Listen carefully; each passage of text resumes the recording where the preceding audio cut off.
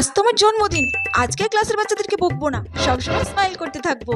ক্লাসের বাচ্চারা কত সুন্দর সাজিয়েছে, ওরা আমাকে এত ভালোবাসে আর আমি শুধু শুধু ওদেরকে বকি। আজকে ইচ্ছে করে আমি এত বড় ব্যাগ নিয়ে এসেছি, আজকে কেউ না কেউ তো আমাকে কিছু না কিছু গিফট দেবে। এই তো আমি এখন অফিস রুমে যাবো আর টিচাররা আমার কাছে পার্টি চাইবে।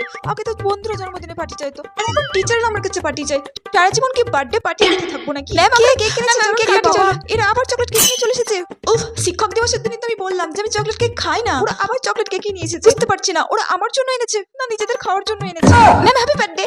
ও তোমাকে ফেভারিট টিচার বলতো, আর ও শুধুমাত্র আমার জন্য একটা পেন এনেছে। ও তোমাকে একদমই পছন্দ করতো না। ও বাবা, ও এত সুন্দর একটা ইয়ারিং এনেছে।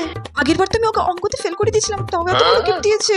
ফুল কেন দেয় আমি বুঝতে পারি না, ফুলটা তো কালকে খারাপ হয়ে যাবে, একটা চকলেট আনতে পারতো। এই বাবা, ক্লাসে বাচ্চাগুলো এত লাফালাফি করছে কেন?